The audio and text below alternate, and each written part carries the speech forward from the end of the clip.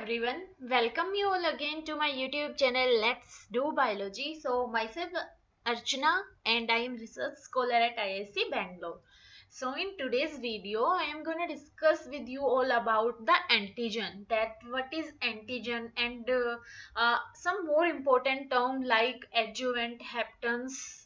I will discuss all these also in this video, and also what property of antigen that can lead to immunogenicity.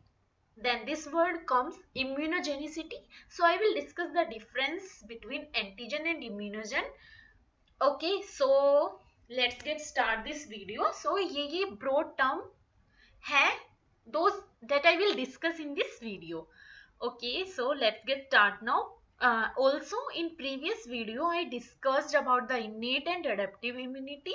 So आज के video में हम antigen के बारे में, कुछ इंपॉर्टेंट टर्म होती हैं और एंटीजन क्या होते हैं उनके बारे में देखेंगे. ठीक है, तो सबसे पहले एंटीजन क्या होता है. पूरा इम्यून सिस्टम जो स्टार्ट होता है वो इस एंटीजन के ऊपर ही डिपेंड है. अगर एंटीजन नहीं होगा तो हमारे इम्यून सिस्टम की जरूरत ही नहीं है. ठीक है ना, क्योंकि एंटीजन हम उसके लिए यूज करते हैं लाइक जो फॉरेन सब्सटेंस होते हैं, या फिर जो एंटीजन इन सेंस जो हमारे इम्यून सिस्टम को इवोक कर सकते हैं, इम्यून सिस्टम से रिस्पॉन्स जनरेट करा सकते हैं. ठीक है, उसको हम एंटीजन टर्म देते हैं. Okay, so this is antigen. जो एडेप्टिव इम्यून रिस्पॉन्स है ना, वो भी जब ये एंटीजन आता है उसी से जनरेट होता है. इवन इनेट इम्यून रिस्पॉन्स भी जब एंटीजन आएगा वो ही हमारे इम्यून सेल्स को एक्टिवेट करेगा, जिससे वो उन पे बाइंड करेंगे और इम्यून सेल्स अपना रिस्पॉन्स देगी. ठीक है, तो जो ये कंपाउंड है, सब्सटेंस है या फिर पार्टिकल जो भी है जो हमारे रिस्पॉन्स को इवोक कर रहा है, उसको हम एंटीजन बोल रहे हैं. ठीक है, ओके. एंड ये जो एंटीजन है ये किसी से भी लाइक हमारा जब अडेप्टिव इम्यून रिस्पॉन्स जो मैं बता रही थी उसमें टीसीआर के साथ बाइंड कर सकता है, बी सेल में बीसीआर के साथ, या फिर एंटीबॉडी जो होता है हमारा उसके साथ बाइंड कर सकता है. हमारे जो इनेट इम्यून सिस्टम है उसमें जो सेल्स इन्वॉल्व होती है, मैक्रोफाज, जेनेटिक सेल्स, न्यूट्रोफिल्स जो भी होते हैं, उनके ऊपर रिसेप्टर प्रेजेंट होते हैं जहां पे ये एंटीजन बाइंड कर सकता है. तो जो ये एंटीजन की एबिलिटी है कि ये रिस्पॉन्स जनरेट कर सकता है, इसको हम बोलते हैं एंटीजेनिसिटी. ठीक है, एंटीजेनिसिटी जो अभी मैं बता रही हूँ ये सब एंटीजन के बारे में बता रही हूँ, इससे नॉर्मली क्वेश्चन नहीं आता. This is just the background so that you can get the bigger things. ठीक है, तो हम उसको एंटीजेनिसिटी बोलते हैं, जो ये रिस्पॉन्स जनरेट करने की एबिलिटी है एंटीजन की. ओके, एंटीजन और इम्यूनोजन में क्या रिस्पॉन्स होते हैं. जो इम्यूनोजन होता है ना हमारा, वो एक ऐसा पार्टिकल या एजेंट होता है that is able to induce immune response. जो एंटीजन होता है दैट इज नॉट नेसेसरी कि ये इम्यून रिस्पॉन्स को जनरेट कर सके.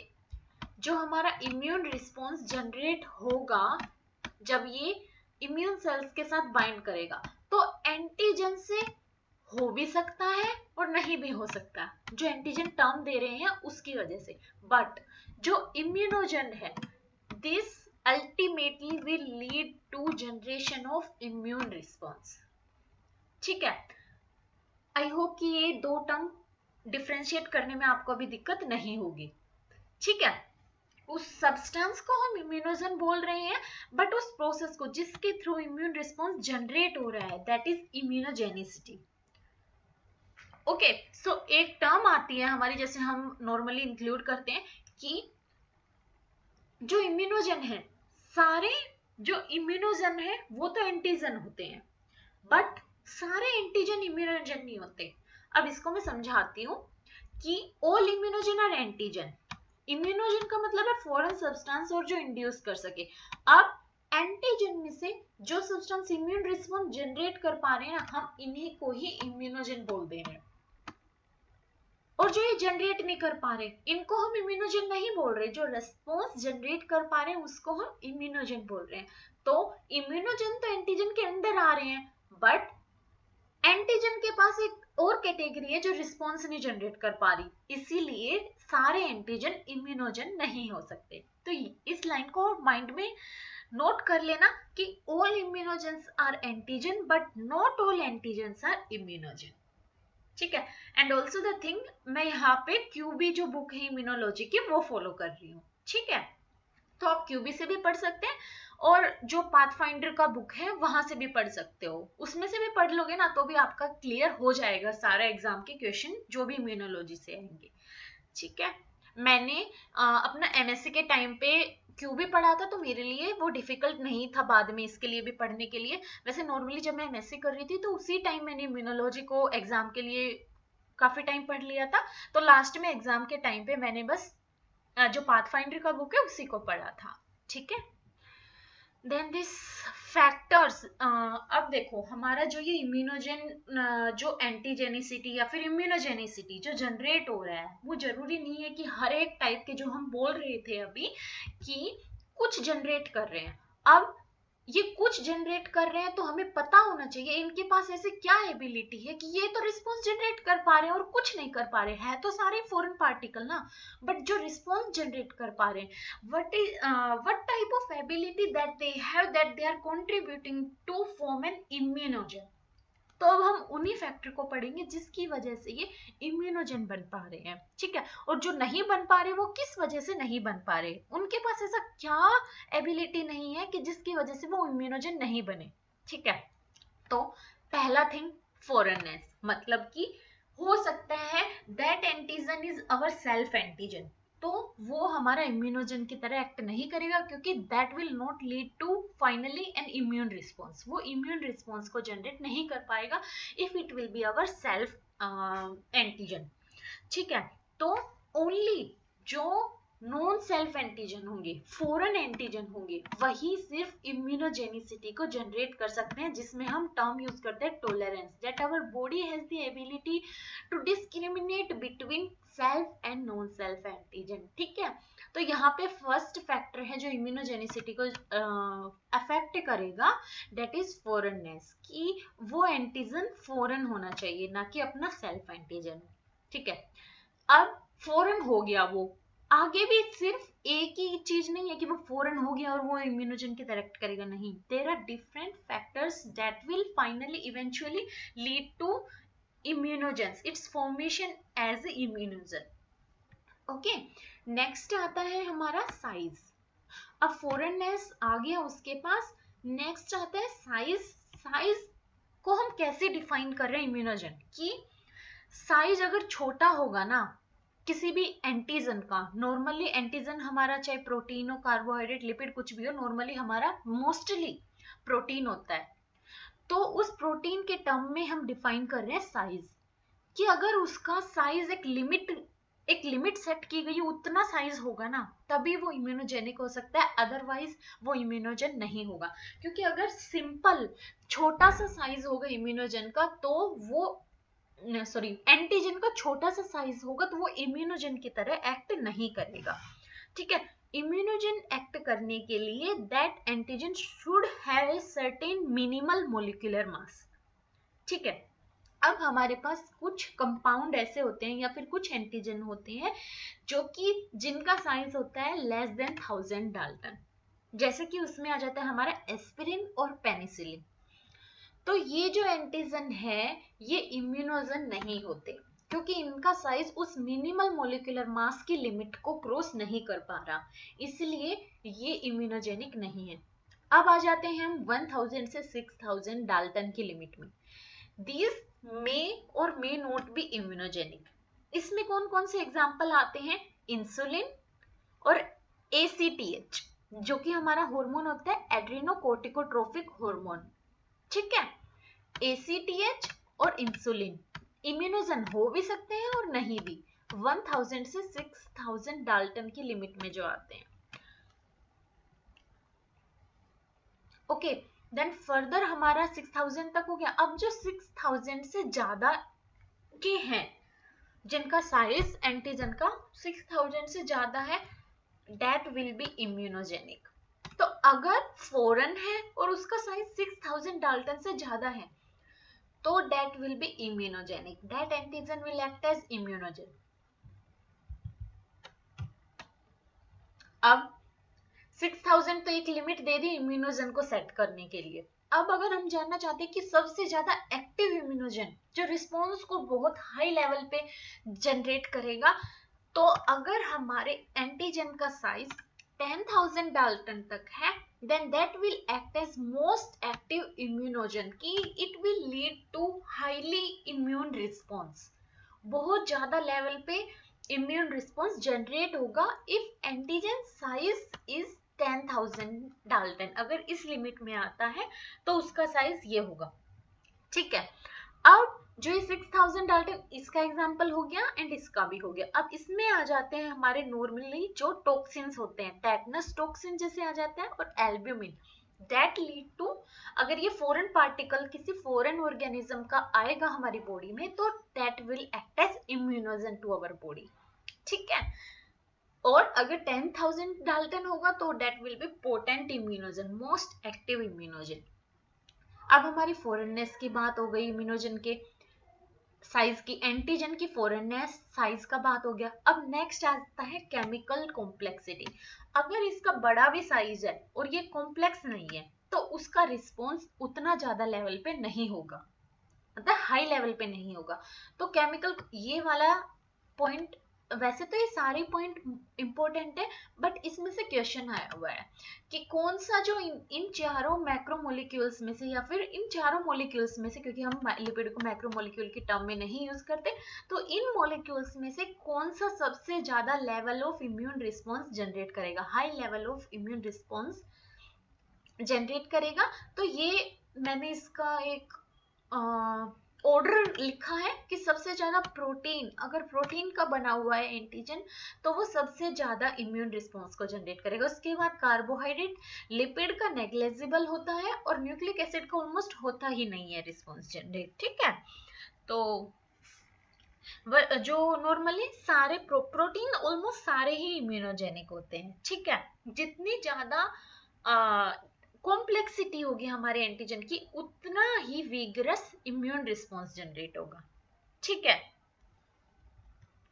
और जो कार्बोहाइड्रेट है ये नॉर्मली हमारे इम्यूनोजेनिक नहीं होते, बट ये जो कार्बोहाइड्रेट के इम्यूनोजेनिक हम बना सकते हैं, कैसे, अगर इनके पास कॉम्प्लेक्स पॉलीसेकेराइड है, मतलब कि नॉर्मली पॉलीसेकेराइड नहीं, जब अगर ये कॉम्प्लेक्स है लाइक जैसे ग्लाइकोप्रोटीन, ठीक है, तो उस केस में कार्बोहाइड्रेट भी इम्यूनोजन की तरह एक्ट कर सकते हैं।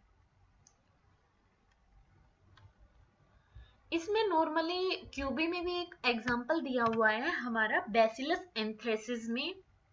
बैसिलस एंथ्रेसिस का जो कैप्सूल का मटेरियल होता है पॉलीगामाडी ग्लूटामिक एसिड, ठीक है, जिसका वेट तो 50,000 डाल्टन है बट स्टिल वो इम्यूनोजन की तरह एक्ट नहीं कर सकता। क्यों? क्योंकि उसमें कॉम्प्लेक्सिटी नहीं है, ठीक है। सो ऐसा नहीं है अगर वो एक इनमें से क्राइटेरिया फॉलो कर रहा है एंटीजन तो वो इम्यूनोजन की तरह एक्ट करेगा, नहीं, सारे के सारे क्राइटेरिया अगर वो फॉलो कर रहा है antigen, that specific antigen will lead to immune response and act as immunogen, ठीक है। Okay, lipids and nucleic acid on infectious agent generally do not serve as immunogen until they are complex with protein or polysaccharide।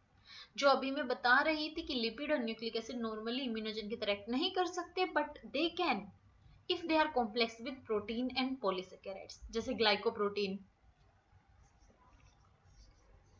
ठीक है, glycolipid, अगर ऐसे होंगे तो they can act as immunogen.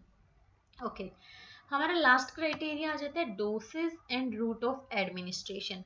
अब जो हम एंटीजन बॉडी में मतलब उसको हम इंजेक्ट कर रहे हैं वो किस तरीके से हमारी बॉडी में जा रहा है एंटीजन, उसका डोज कितना है और एडमिनिस्ट्रेशन का रूट क्या है, उस पे भी हमारा इम्यूनोजन का इम्यून रिस्पॉन्स जनरेट करने का कैपेबिलिटी डिपेंड करता है, वो भी अफेक्ट करता है इम्यूनोजेनिसिटी के, इम्यून रिस्पॉन्स जनरेट करने की एबिलिटी को, ठीक है। तो एक सर्टेन लेवल का डोज प्रोवाइड करेंगे तभी इम्यून रिस्पॉन्स जनरेट हो सकता है। और अगर ऐसा नहीं है कि बहुत ज्यादा लेवल पे डोज दे दिया तो ज्यादा इम्यून रिस्पॉन्स, नहीं। एक सर्टेन लेवल होता है, जैसे हर एक चीज का थ्रेशोल्ड वैल्यू होता है, ऐसे ही एंटीजन की भी डोज देने का एक थ्रेशोल्ड वैल्यू होता है जिसपे वो सबसे ज्यादा immune response, vigorous immune response generate करेगा। और रूट ऑफ एडमिनिस्ट्रेशन, अब मैं रूट ऑफ एडमिनिस्ट्रेशन का बात करती हूँ, जिसमें हमारा आता है डिफरेंट रूट ऑफ एडमिनिस्ट्रेशन होता है, in which one is intravenous. Intra means into, venous mean vein. When we provide that antigen into vein, that is referred as intravenous. If it will provide in beneath the skin, then subcutaneous or either intradermal. Beneath, intra, inside, into the skin. Intradermal, that the same thing, कि subcutaneous beneath the skin, intradermal into the skin. Then intramuscular into the muscle, intraperitoneal into the peritoneal cavity. और जो सबसे ज्यादा strong immune response generate होता है that is through subcutaneous administration. ठीक है, so these are the criteria that should fulfilled by an antigen so that it can act as immunogen। ठीक है, सो आई होप कि ये सब चीजें क्लियर हुई होंगी आपको। ठीक है, अब यहाँ पे हम कुछ टर्म को देखेंगे जो कि बहुत इंपॉर्टेंट है एग्जाम के पॉइंट ऑफ व्यू से। इनमें से बहुत सारे क्वेश्चन पूछे जाते हैं। ठीक है, so let's go through these terms. Haptens, haptens क्या होता है? ये कुछ स्मॉल मॉलिक्यूल होते हैं जो कि नॉर्मली इम्यून रिस्पॉन्स जनरेट नहीं कर सकते। अगर ये ओनली हेप्टेंस प्रेजेंट होंगे ना तो ये किसी टाइप के इम्यून रिस्पॉन्स को जनरेट नहीं कर सकती। ये क्वेश्चन भी आता है कि haptens is able to induce immune response, तो no, they lack immunogenicity, they can't induce immune response. But if we will conjugate by coupling a hapten to large carrier protein, अगर हम इन hapten को conjugate कर देंगे with some carrier protein, then they can act as immunogenic and will induce an immune response। ठीक है, तो हेप्टन normally immune response generate नहीं करते, स्मॉल मॉलिक्यूल होते हैं, बट क्यों ये किस लिए इंड्यूस नहीं कर सकते? क्योंकि ये अपनी जो नॉर्मल फॉर्म होती है उसमें इनका साइज बहुत स्मॉल होता है। और अभी हमने बताया लास्ट में कुछ क्राइटेरिया होते हैं जिनमें से एक साइज वाला भी क्राइटेरिया था कि एक सर्टेन लेवल ऑफ साइज होना चाहिए, उसी के बाद एंटीजन इम्यून रिस्पॉन्स जनरेट कर सकता है। तो इनका साइज स्मॉल होता है और ये केमिकल कॉम्प्लेक्स नहीं होते, एकदम सिंपल इनका स्ट्रक्चर होता है। इन दोनों वजह से हेप्टेंस is not able to induce immune response, they lack immunogenicity। ठीक है, तो हम हेप्टेंस को क्या बोलेंगे? फॉरेन तो है, they are antigenic but lack immunogenicity, they lack immunogenicity but they are antigenic। ठीक है, बट एंटीजेनिक होते हैं लेकिन इम्यूनोजेनिक नहीं होते। ठीक है, बट एंटीजेनिक, सॉरी, ठीक है, सो ये एंटीजन होते हैं। इसलिए हम क्या करते हैं, लार्ज कैरियर प्रोटीन मतलब कुछ लार्ज साइज का अगर इनके साथ कॉन्जुगेट कर दे जो कि खुद में कॉम्प्लेक्स स्ट्रक्चर हो, तो that will provide the ability that they can act as immunogen. ठीक है, इसीलिए इम्यून रिस्पॉन्स को जनरेट कराने के लिए, इनके अगेंस्ट इम्यून रिस्पॉन्स जनरेट कराने के लिए हम कैरियर प्रोटीन इनके साथ कॉन्जुगेट करते हैं। इसलिए free hapten are not immunogenic but antigenic, but if they conjugate with carrier protein then they will act as immunogen along with antigen। Okay, so this was about heptans। then next is adjuvants। Adjuvants क्या होते हैं? ये हमारे immune response के time को बढ़ाने में help करते हैं। मतलब बहुत एकदम से बहुत ज्यादा स्ट्रॉन्ग इम्यून रिस्पॉन्स जनरेट होगा, विगरस इम्यून रिस्पॉन्स जनरेट करने के लिए हम एडजुवेंट यूज करते हैं। नॉर्मली अगर हमारा एंटीजन का एंटीजन के पास इतना एबिलिटी नहीं है कि वो इतने लेवल पर इम्यून रिस्पॉन्स जनरेट कर सके कि हमारे इम्यून सेल उसके अगेंस्ट एक्ट करे। बट अगर हम उस एंटीजन को एडजुवेंट के साथ डाल देंगे तो उनका इम्यून रिस्पॉन्स जनरेट करने का एबिलिटी बहुत ज्यादा वीकरस हो जाएगा, बूस्ट हो जाएगा। तो इस वजह से हम एडजुवेंट को यूज करते हैं अपने एंटीजन के साथ, ठीक है। So these are the substances that when mixed with an antigen and injected with it enhance the immunogenicity of that antigen। उस एंटीजन की जिसके साथ हम इसको मिक्स करके डाल रहे हैं उसकी एंटीजेनिसिटी, इम्यूनोजेनिसिटी को इंक्रीज कर देगा, ठीक है। So why we are using adjuvant to boost the immune response when antigen has low immunogenicity और only small amount में हमारे पास एंटीजन प्रेजेंट है। तो अगर आपको पूछा जाए कि आपके पास सिर्फ थोड़ा सा ही एंटीजन है जो इम्यून रिस्पॉन्स जनरेट नहीं कर सकता, तो आप क्या ऐसा चीज यूज कर सकते हैं सो that it will generate the immune response or although boost the immune response? So we will use our antigen by mixing with adjuvant, ठीक है।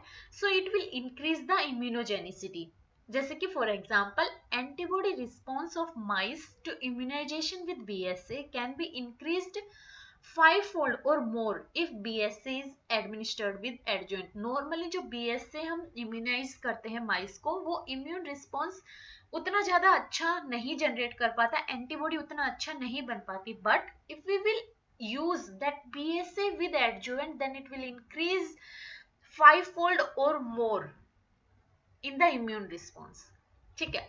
सो एडजुवेंट का मेन फंक्शन क्या है? एंटीजन परसिस्टेंस इज प्रोलॉन्ग्ड, कि antigen का वहां पे persistence बहुत ज्यादा लंबे टाइम तक हो गया। को स्टिमुलेटरी सिग्नल्स जो है वो इनहेंस हो जाएगा, local inflammation is increase. So adjuvant इन सभी को लीड करता है कि जब एडजुवेंट डालेंगे तो एंटीजन का परसिस्टेंस बढ़ जाएगा, को स्टिमुलेटरी सिग्नल बढ़ जाएगा और लोकल इन्फ्लेमेशन भी बढ़ जाएगा, ठीक है। नॉर्मली ये एग्जाम्पल आपका क्वेश्चन में दिया जाता है, तो इसको हम देखते हैं कि एक एलम होता है, aluminium potassium sulphate, that is acting as adjuvant, so it will prolong the antigen persistence. क्योंकि एडजुवेंट की तरह एक्ट करता है इसलिए ये एंटीजन के परसिस्टेंस को इंक्रीज कर देगा। वह जब हम अपने एंटीजन को एलम के साथ मिक्स करेंगे ना, तो ये एलम क्या है, एक सोल्ट की तरह एक्ट करता है, ये सोल्ट है, तो ये हमारे एंटीजन को प्रेसिपिटेट कर देगा, जिससे एंटीजन का इम्यून रिस्पॉन्स बढ़ जाएगा, बहुत ज्यादा टाइम तक भी रहेगा, ठीक है। और बहुत ज्यादा टाइम तक कैसे रहेगा? क्योंकि ये जो हमारा एंटीजन है वो स्लोली स्लोली रिलीज होगा इंजेक्शन साइट पे, सो दैट वो प्रोलॉन्ग टाइम तक परसिस्ट करे, ठीक है। सो ये सब बातें इसमें लिखी हुई है, पढ़ लेना इसको, ठीक है। The alum precipitate also increase the size of, okay, जो हम एलम का प्रेसिपिटेट यूज कर रहे हैं that also help to increase the size of antigen so that it will increase the phagocytosis, okay. अब ये सब तो था, इन सब में से पूरा स्लाइड में से ऑलमोस्ट हैप्टेंस का इंपॉर्टेंट है एक, कि एंटीजन होता है या फिर सॉरी एंटीजेनिसिटी को जनरेट कर सकता है, इम्यूनोजेनिसिटी को कर सकता है या फिर कैसे, उसके बाद ये दो टर्म सबसे ज्यादा इंपॉर्टेंट है, ठीक है। तो इनको बहुत अच्छे से याद रखना, इनसे इतना बार क्वेश्चन आया हुआ है कि आपको ये याद करना बहुत जरूरी है, ठीक है। सो हमारे पास मेनली जो एडजुवेंट बनाते हैं हम दो फॉर्म में बना सकते हैं, फ्लुएंट्स इनकम्प्लीट और फ्लुएंट्स कंप्लीट। अब इसमें फ्लुएंट्स इनकम्प्लीट में क्या क्या कॉन्स्टिट्यूएंट होते हैं, एंटीजन के साथ हम क्या क्या मिक्स करते हैं? एक तो हम करते हैं aqueous solution like water, water, oil और एक इमल्सिफाई एजेंट, ठीक है। ये तीनों हम यूज करते हैं इनकम्प्लीट एडजुवेंट में एंटीजन के साथ। इमल्सिफाई एजेंट में आ जाता है हमारा मैनाइड मोनोओलिएट, मैनाइड मोनोओलिएट इमल्सिफाई की एजेंट की तरह एक्ट करता है, जो इमल्सन बना देगा हमारे एंटीजन का, ठीक है। तो हम क्या क्या यूज करें, antigen, aqueous solution, mineral oil और emulsifying agent. Which disperse the oil, emulsifying agent क्या करेगा, ऑयल को छोटे छोटे ड्रॉपलेट में कन्वर्ट कर देगा एंटीजन के around, so that the antigen is then released very slowly from the site of injection and it will eventually prolong the time of immune response, okay. Fluent incomplete का mainly इसमें याद करने का चीज है इनके कॉन्स्टिट्यूएंट जो होते हैं, इन्हीं के बारे में एंट्रेंस एग्जाम्स में पूछा जाता है कि इनके कॉन्स्टिट्यूएंट क्या क्या होते हैं फ्रेंड्स। या तो आपको कॉन्स्टिट्यूएंट दे देंगे ये सब और पूछेंगे फ्रेंड कंप्लीट है कि इनकम्प्लीट है, या फिर फ्रेंड इनकम्प्लीट देके डिफरेंट कॉम्बिनेशन देंगे और फिर पूछेंगे कि इसमें कौन सा फ्रेंड इनकम्प्लीट एडजुवेंट में यूज किया जाता है, ठीक है। Then next is Freund's complete adjuvant. अब इसमें कंप्लीट क्यों कर रहे हैं, ये सब तो यूज करते ही हैं बट इसमें हम heat killed mycobacteria as additional ingredient use करते हैं, ठीक है। क्या यूज करते हैं, heat killed mycobacteria as a additional agent Freund's complete में।